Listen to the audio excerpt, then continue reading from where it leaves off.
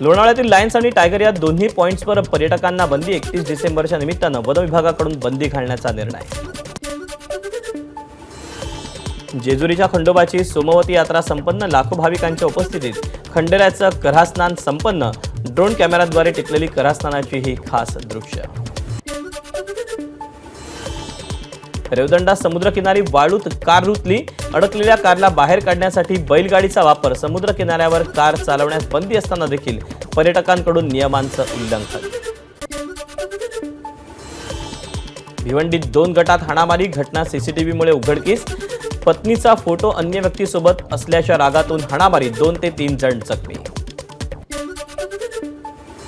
रायगडच्या मुरुड तालुक्यातील कोर्ला इथे बोटीत 22 वर्षीय तरुणीवर अत्याचार. आमदार महेंद्र दळवींच्या पत्नी मानसी दळवींचं रेवदंडा पोलिसांना निवेदन. बाबा सिद्दीकी हत्या प्रकरणात 26 आरोपींना 9 जानेवारीपर्यंत न्यायालयीन कोठडी. आरोपींना व्हीसीद्वारे मकोका कोर्टात हजर करण्यात आलं होतं.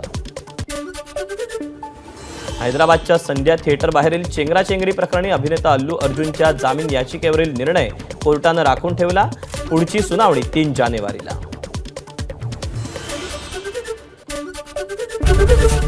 एबीपी माझा, उघडा डोळे बघा नीट.